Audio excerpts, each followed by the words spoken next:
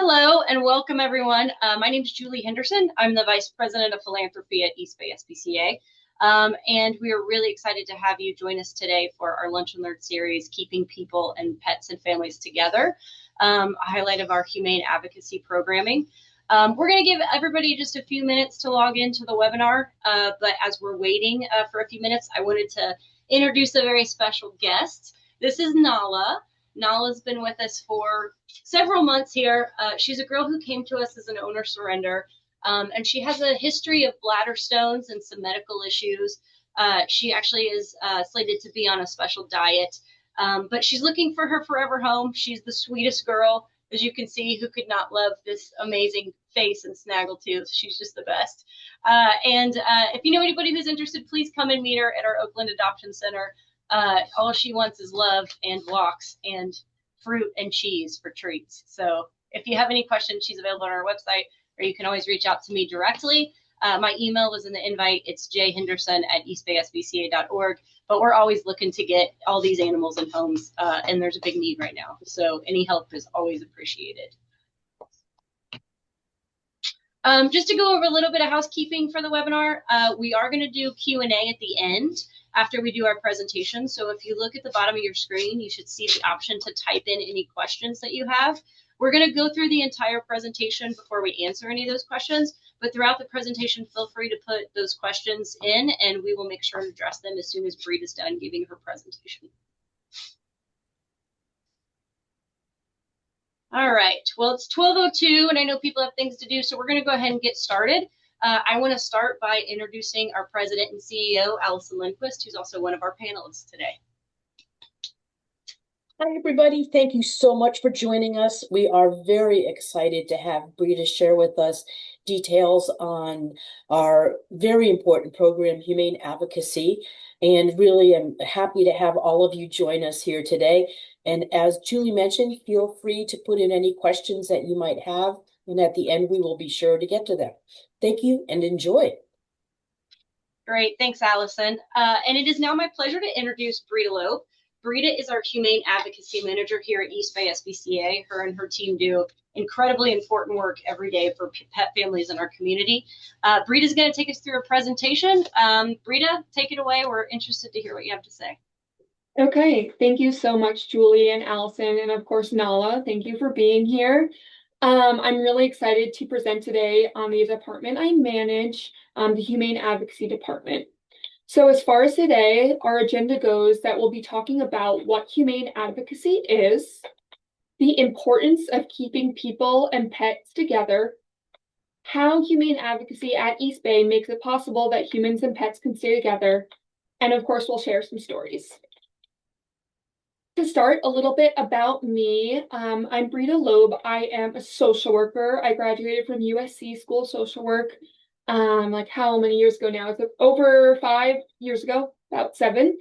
And I'm part of the International Association of Veterinary Social Work.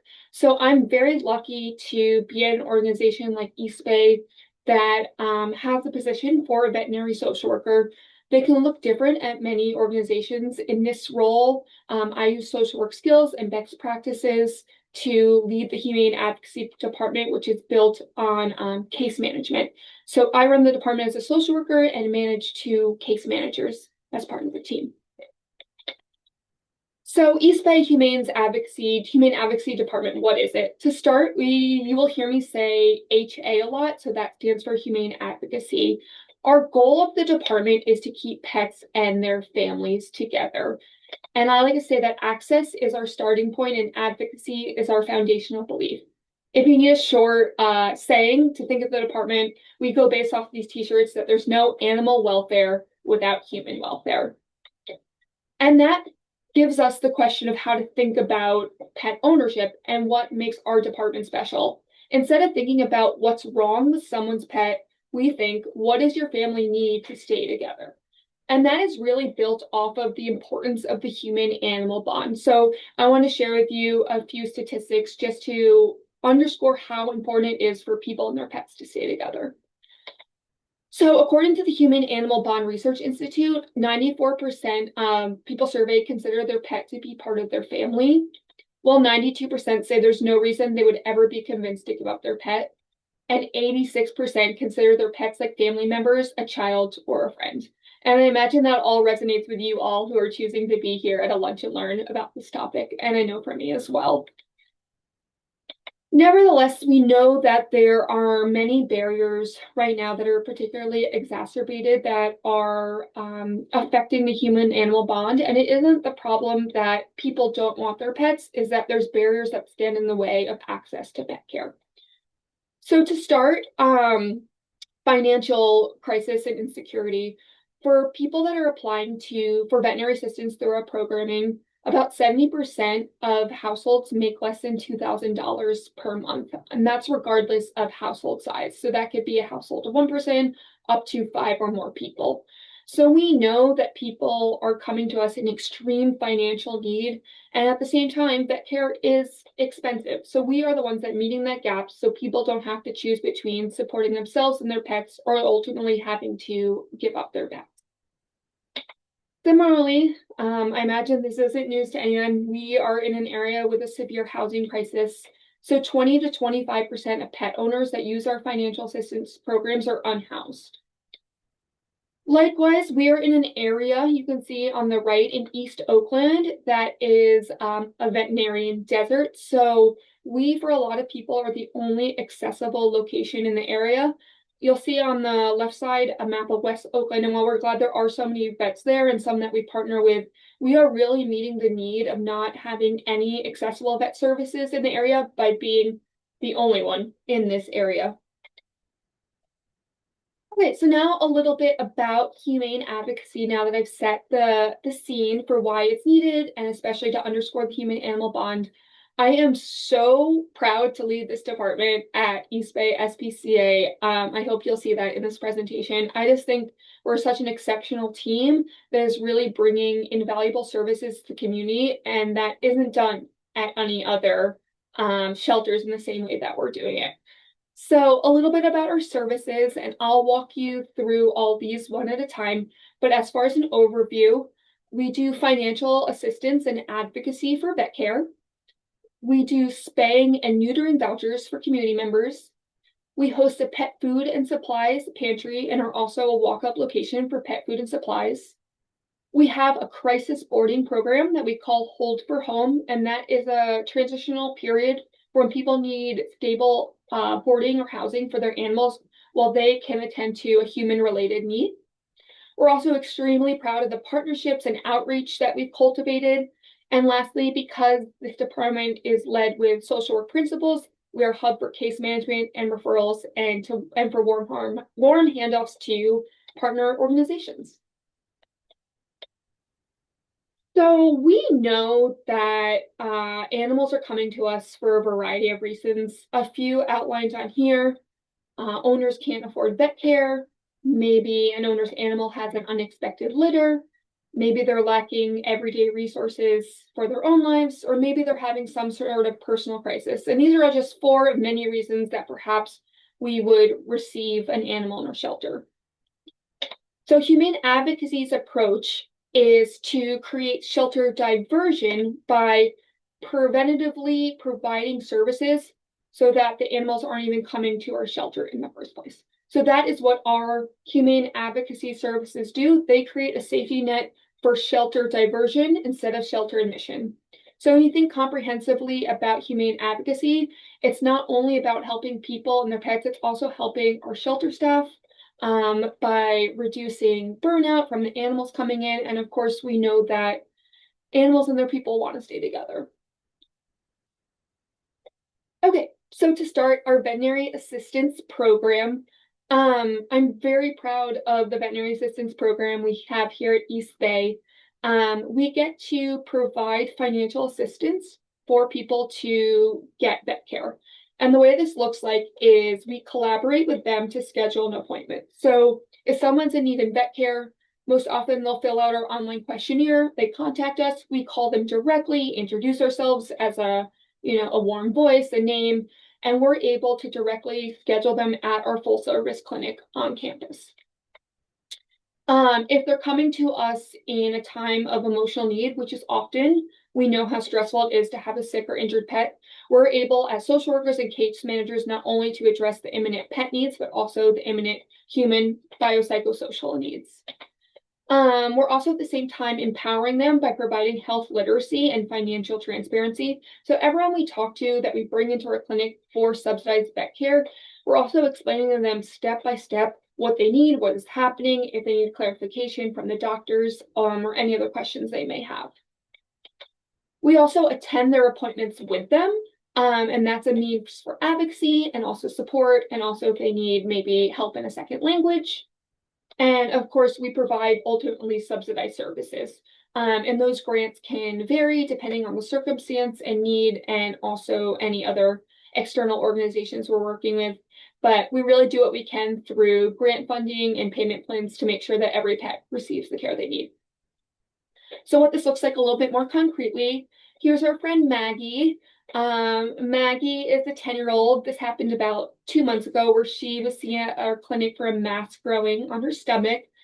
So like clients using our funding, she reached out to us and we were able to get her an appointment.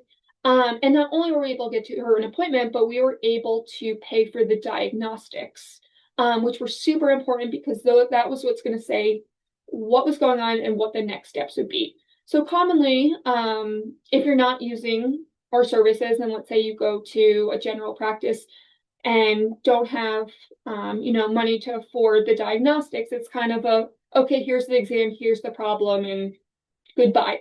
So we're lucky that we were able to put in money into the diagnostics to know what was going on and then ultimately help Maggie. Through a fine needle aspiration, we determined that it was a mass that would need to be removed, and we also did blood work and x-rays. And because at this point, we had a doctor actually on jury duty, we were lower staff, so we leaned into one of our external partners, Vets and Vans, to do Maggie's lump removal. And that really also speaks to how we can advocate for clients, not only at our clinic, but at other clinics. So I'm happy to say that this is Maggie now. And her mom writes that may God bless the entire family at SPCA. You people are beyond words. You're the one that have saved Maggie's life. Can't even put into words what you've done for me today, what you have done for my baby. Your job and what you do is just miracles. And that is very, very kind. And I will say it's very nice to hear the sentiment that people are really grateful. And it's not only that, it's that we hear how important vet care is for people's animals. Another case I want to share is Canelo. And what I love about this case is Canelo actually wrote us a testimonial. So this is Canelo. So, hello, my name is Canelo. I'm a pit bull Rottweiler mixed puppy. A few months ago, I was a very happy boy with lots of love and joy, but sadly, I ended up getting a very deadly virus when I was 4 months old called parvo. I was very fragile and skinny and losing weight rapidly, and I was unmotivated to do anything. I was taken to urgent care by my loving family. I was taken to East Bay SPCA and I met Humane Advocacy. I was told I wasn't going to, before going there, I was told I wasn't going to make it. But when I went to HA, they had faith in me and helped me become a very strong puppy. With my family and finances, HA was amazing and covered some of my treatment expenses, which made my family very hopeful. My family helped me get better and was shown how to do my treatment so I could get better. And after a few weeks on my treatment, I'm a very happy boy, thriving, and I'm now a big boy and doing much better. So thank you, Canelo, for at such a young puppy age being so eloquent and sharing your words. These are just two of many stories. Here are some selected veterinary assistants alumni. And I do want to highlight that you'll see on the screen that these are cases ranging from toe amputations to fractured pelvises to undiagnosed chronic illnesses. So there's really no access point too small or too large for us. And I will say, of course, this is a team effort. We rely heavily on the amazing veterinarians at our clinic and external organizations. But yeah, it's such a pleasure to be able not to just meet people's like wellness needs, but also more advanced complications that really would, potentially lead to pet surrender. So veterinary assistance program by the numbers. So these are numbers in the past 5 years. As you can see in 2025, we really took the program to the next level by serving 763 pets at our clinic, and that was through 1,155 appointments.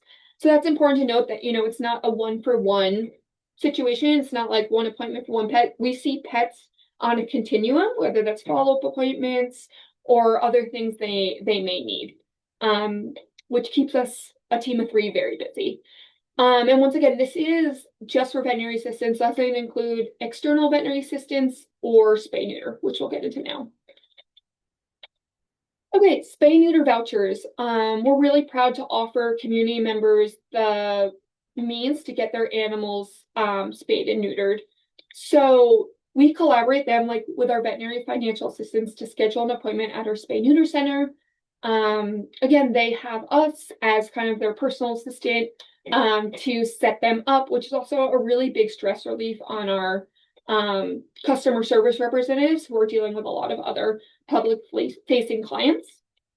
And we're at the same time empowering them by providing health literacy about the importance of spaying and neutering. We can take the time to really provide education about its importance just for population wise and also individual pet health.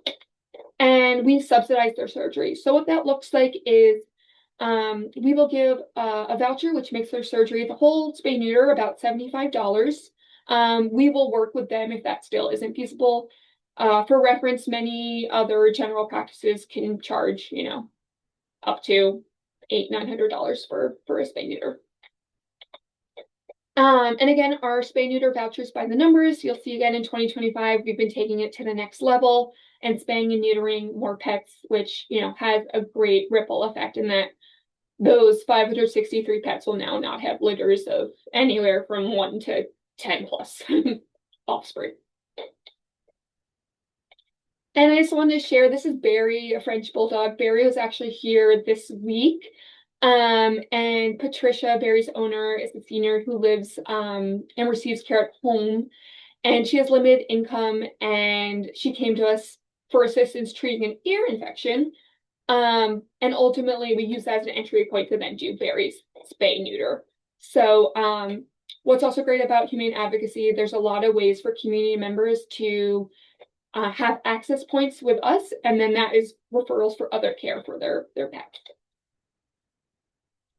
And we were also able to provide transportation to take Barry home. Okay, so our next program is Pet Food and Supplies Pantry. So we have a monthly pet food and supplies pantry. It's the 3rd Tuesday of the month. It's a great event because it also allows people to have, again, a touch point with our brick and mortar location. It also allows us to give people more food at one time. And the predictability is helpful for people in budgeting for pet food if they know that they can get 15 pounds of dog food every 3rd Tuesday of the month. We also provide a boutique of pet supplies, and I think this is so important to give people agency and choice in what they want to get from an event like this.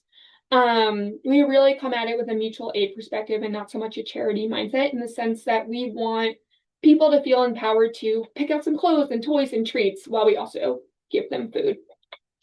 Yeah, and as I mentioned, it's nice to have a central place to ask questions and refer to other services. And what we've heard over and over again is that it's so nice to help families avoid having to choose feeding themselves or their pets, because we have heard of instances where people are choosing to feed their pets instead of themselves with limited money. And here's some pictures of pantry in action. So the larger picture is a table of goodies. So when people come, we give them the food that's in the bags, and then we say, hey, you can take 1 or 2 items that you like from our table, which again, I think is just a fun little touch. So by the numbers, once again, in 2025, we were at an all-time high for pet food distribution. So it's over 63,000 pounds, which is about 300,000 pet meals. Which is, I can say, as someone that has lifted almost all of that food a lot with my team, of course. But this is a huge, huge, huge invaluable service in the community. In addition to our pet food pantry, we do see regular walk-ups to our brick and mortar, so it's nice to be a resource in the area. Okay, so another program we have is our Hold for Home crisis boarding. This is a really special program to East Bay SPCA. We're really the only nonprofit shelter in the area that has this program. So we board or foster people's pets for up to 30 days at no cost. And we are responsible for collaborating with their social service providers. So often we'll get a referral from, let's say, a social worker at Kaiser, and they have a man in the emergency room that is declining further treatment because he has no one to take care of his dog. We'll arrange with that social worker to bring, the dog in for this crisis boarding program. That's just one example. That's a little bit, I didn't go into all the details. There's a lot more details. And some other common things we'll see is if someone has some housing insecurity, if there's a physical health problem, mental health, substance use, and it just gives people, a month space to stabilize themselves in order then they can have a fruitful life with their pet. And we also spay, neuter, microchip, and vaccinate at no cost if they aren't already. So now I'm going to show 3 videos of our reunions. This is probably one of my favorite parts of the job is after the pet stays with us, either in shelter or in a foster home, seeing their owner again. So first up is Polo, and I'm going to narrate it as I show the video. Okay, so this is Polo being reunited with his family. And he, his dad was in the hospital for a medical injury, and we were able to care for him for a month. And he also went to a foster home where he was well loved. And yeah, it's just very sweet to see the whole family, especially the kid and the dad. I just want to do a quick, was there any sound interference on that? I don't know, Julie, if you're still on. Or if anyone. Okay, great. Okay, so this is 3 cats, Phantom, Figaro, and Marshmallow. And they also have 3 human brothers. And the woman right there is actually the foster that took care of the cats, hugging the mom when they came to get them. So they were having some housing insecurity. The mom and the 3 boys and the 3 cats were living in a car together. So this 30 days gave them the respite to get more permanent housing. Okay, and lastly, this is Beethoven. Beethoven's mom went to an inpatient substance use treatment center, and this is them reuniting after 30 days. So I love those videos. We could have spent 30 minutes watching videos. Yeah, I think they just really underscore the importance of the human-animal bond and just how important it is that when people feel that their pets are safe, they feel the safety and then caring for themselves. Okay, so another pillar of our programming is outreach. So we partner with other organizations and events to meet people where they're at. So whether that be at a central accessible location. So for example, this picture, we did an event at the Coliseum. We've also partnered with, for example, Human and Pet Initiative, which does outreach at local encampments.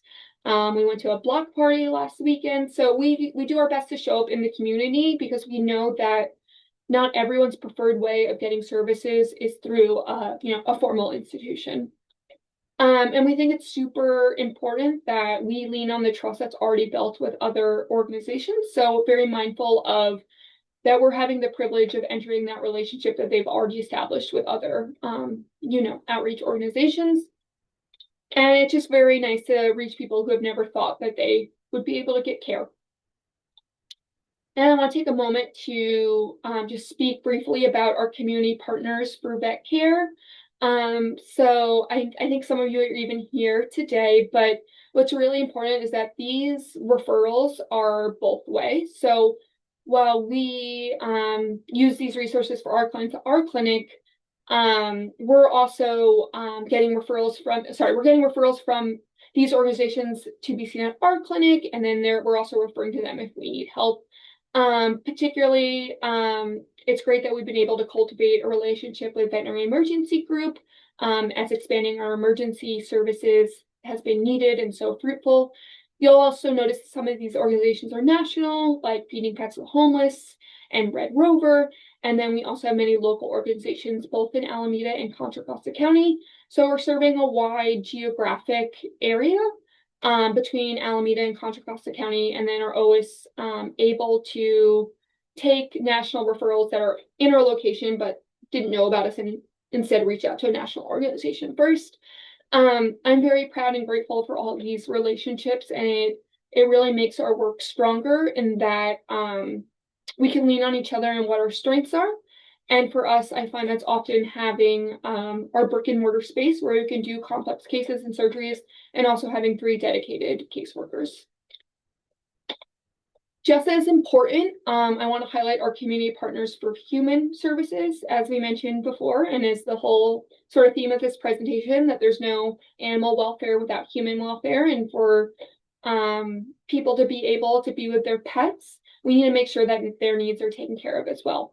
So these are some of our partners that range from hospitals to street outreach, to mobile units. And yeah, we're always trying to build more relationships. Right now, particularly, I'm interested in co-sheltering with domestic violence organizations. So yeah, and it's a great ongoing list of people that we get to know in this field. Okay, so now to put it all together, I want to talk first about Honey and Beverly. This is Honey.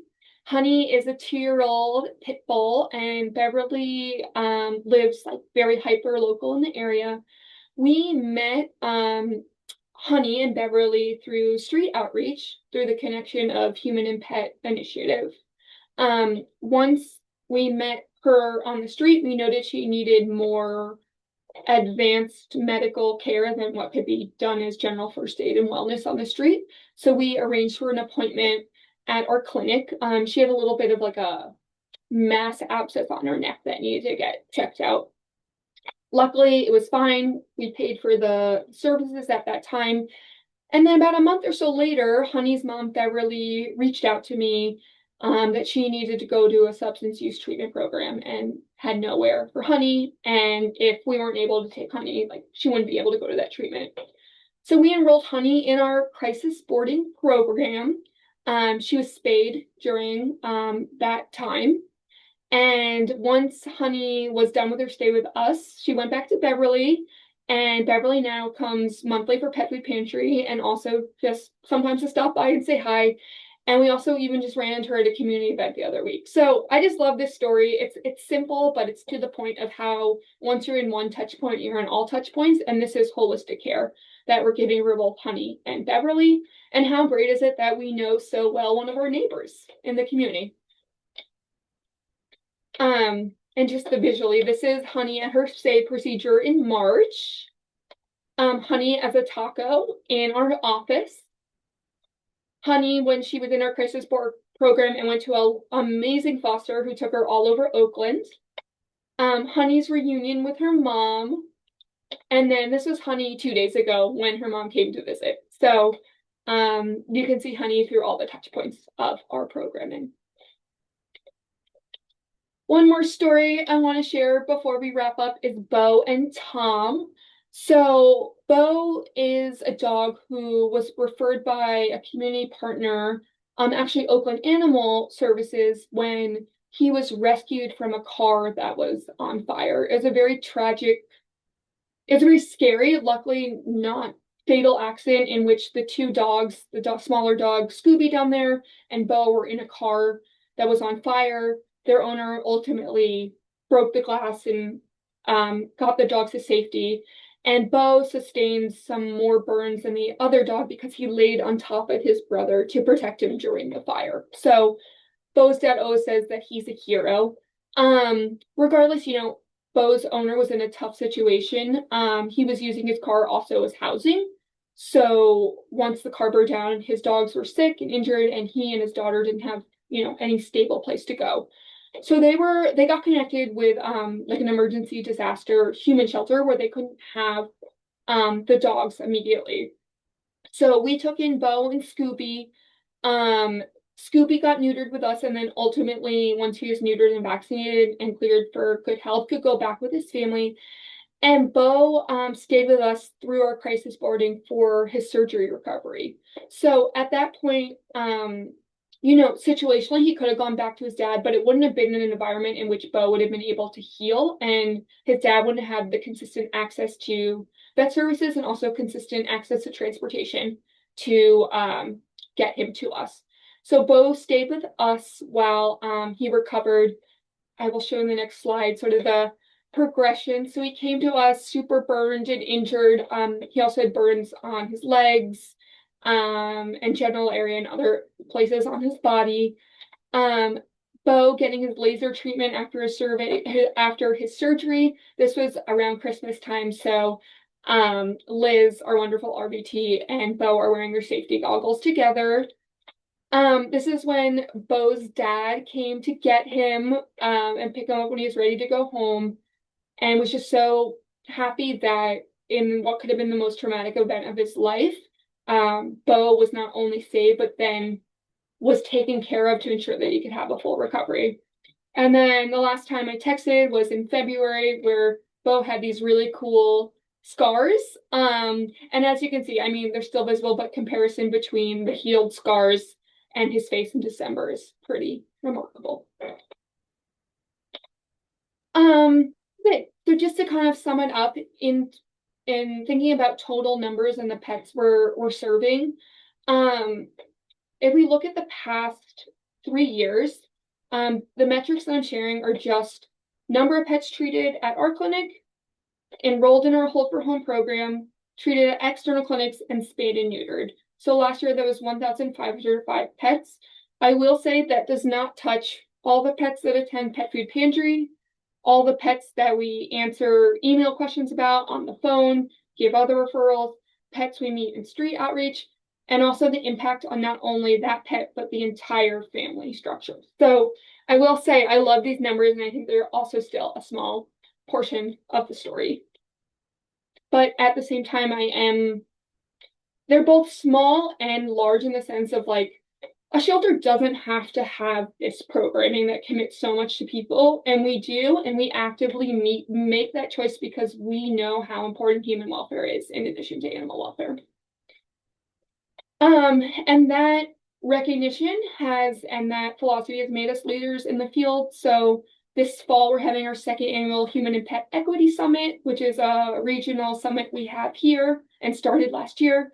I've gotten the pleasure of speaking at other organizations as well about our programming, and it's been received really well. And I thank you too now for your curiosity and your kindness and your interest in what it makes East Bay really special is that we have such dedicated programs to help humans too. So thank you.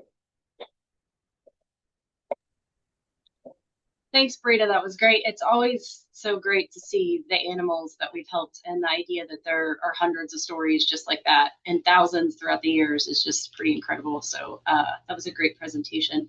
I've tried putting Nala down 3 times and she's not having it. So she's just going to sit here and be my partner as we answer Q&A. So for anybody that has any questions, feel free to type it into the Q&A box down below. We're here to answer any questions that you have, as is Brita, about the program, any curiosity, anything at all. Love to get your feedback. I'm going to go ahead and start. Let's see here. How do people access these services of different programs that you offer through Humane Advocacy? Yeah, so there's sort of a few different pathways, and I'll break it down for both clients and maybe people who want to support other people. The easiest way is to, on our website under resources, we have forms for financial assistance, spay neuter vouchers, and our crisis boarding. So that's always the best way to directly give us your information about needing those services. Our email, ha@eastbayspca.org, which maybe we could send out a follow-up email or phone number. yeah, are also great ways to reach us. All three of us on the team monitor the phone, the email, and the forms Monday through Friday, business hours. And we also triage requests. We also do have some one-pagers about other services that I can, like registering for Pet Food Pantry, that I can collab with you, Julie, on disseminating in a way that makes sense. Sounds great. Yeah, so we have a couple questions specifically about just will this information be shared afterwards? Yes, so typically anybody who registers for our Lunch and Learns, regardless of if you can make it or not, it takes us a few days to optimize the video, but we do send a follow-up email that has the email address and contact information as well as a recording of this video. And you can always respond to that or the invite if you have any specific questions, but we'll make sure and link the web URLs and everything direct to Humane Advocacy, and you'll have access to be able to follow up with questions and, of course, all this information. So I hope that helps for those who have been asking this question. Let's see here. We have a question. How are you guys able to fund all of this programming? Allison, do you want to start with that one? Sure. We started this program about 17, 18 years ago, and it has grown exponentially, as you have seen on the slides. And we have had the fortunate opportunity to get some funding through some major foundations. PetSmart Charity helped us out tremendously, but also from just private donations, excuse me, private donations from our supporters and donors. I mean, this is obviously a really critical keystone program for this organization and for this region. You know, as Brita mentioned, there are not a lot of organizations that do or can do this kind of work, and we are very lucky to have the resource and the support from the community to be able to do this. So it is funded by grants and private donations. And I did see somebody asking, you know, how people can get involved. And there's a couple of ways that you can. We always need foster families. And whether it's for shelter dogs to make more room for all the types of animals that we take in, whether it be hold for home, strays, or returns. But we do all often need foster families for hold for home pets, dogs and cats. So, you know, aside from financial donations, certainly the gift of your time in your home to shelter some of these animals is greatly appreciated. Yeah. In addition to that, I'll also say, you know, our pet food pantry, we supply that food that we distribute every year. We do have some partners who occasionally will donate some food to us in bulk, like Bark, but we have an Amazon wish list, and monetary donations always can go to pet food pantry. As you can imagine, with financial times being what they are, we see an increased need, not just year over year, but month over month for people signing up for a pet food pantry. We actually recently expanded it by an hour every month. And anytime people can come up to our shelter or desk at either Dublin or Oakland, and we have food available for them. We never turn anybody away. So it's another way to get involved as well. We have a question here about, do we help with any other animals other than cats and dogs? In our scope of work, no, but we're happy as people that are connected in the community to refer you to like a personal referral for people. Instead of just like, oh, email the info at, we can make a warm introduction with other organizations. Particularly, we've got asked in the past about rabbits and spay and neutering. So that's mostly the additional animal resources. But other than that, not too many other requests. Okay, here's one. So this talks about the stats that you presented earlier, Brita, and it's talking about the regional impact of those and asking if it's just for Alameda County. I think it depends. I'm just looking at the question, which stats we're talking about. I'll say that the stats that were about the Humane Animal Bond were national stats. I will also encourage you to look at the Humane and Animal Bond Research Institute because they do also have country stats. So I thought it was kind of interesting to see the different perceptions per nation. The stats about housing and finances were specific to the people that are using our services, which are Alameda and Contra Costa counties. So the finance and housing is local, and then the Humane Animal Bond stats were national. And then I think probably asking specifically about our service stats. So clarifying that it's both Alameda and Contra Costa County that we're serving. Yeah. Okay, so this is a question. Thanks for all you do. Basically asking about how we prioritize our resources, like with time and money, in terms of like how we make the decision to support the different facets of this program. So, Brita, I don't know if you want to talk a little bit about how your team does that. Yeah, I think as far as time and resources, something that we always have in the back of our mind is how urgent is this case. So we kind of do like a 1 to 5 internal triage system of priority.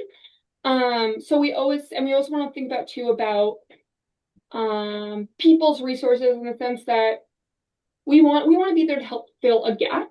And we hope that people can be honest with us of what that gap is, because we don't have unlimited resources. So we really try to build personal relationships and understanding someone's situation. So we can tailor that assistance. Spay neuter, I think, is a high priority and lower lift resource because it's pretty straightforward, the voucher program. Veterinary financial assistance, I think, is like kind of our bread and butter program. So we spend a lot of time prioritizing that. Hold for home, I think, is very resource intensive. And maybe you don't get the same quote unquote like return on investment you'd see in the numbers of veterinary assistants or spay neuter, but I think that's like kind of some cost that we want to have because it's such an impactful program. But I will say we also really rely on like in-kind donations and volunteer hours to supplement some of the like accrued costs of the program. I don't know, is that specific enough? I think so. Let's see here. And then we have another question from Buck Bailey and asking Brita if you have a connection with San Lorenzo Unified School District and he would like to connect. So I'll make sure and we'll get his email address shared so that you can connect with him directly, Brita. Perfect. Right now, and also I'm sorry, I always get confused between the difference of San Leandro and San Lorenzo. They're two separate school districts. We do have a connection with San Leandro, but not San Lorenzo.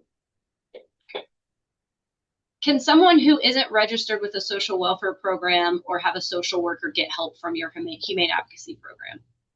Oh, yes, 100%. The only time we ask for some sort of connection to social welfare program or social worker case manager is for the Hold for Home crisis boarding program. But any other services, no, you don't need any connection to an agency or a person. Fantastic. And then we have a comment here from Lizzie. Do you want to take a look at that, Brita, and read it? I think that would be nice. Oh, yeah. My name is Lizzie Meiselman, and I'm a physician assistant at Sutter Health. I want to personally express my sincere gratitude for the incredible work you do through the crisis boarding program. I had a patient utilize your program 2 weeks ago, and I cannot thank you enough for the care and support you provided. He was in a very difficult and urgent situation, and your team made it possible for him to receive the compassionate, timely care he truly needed and deserved. Yeah, that's very sweet. Thank you, Dr. Meiselman. Yeah, I love that. I imagine that also alleviated some stress on you that then you could help him with his treatment plan. Thank you. Anybody else with any questions? That's the last one we're seeing in the box.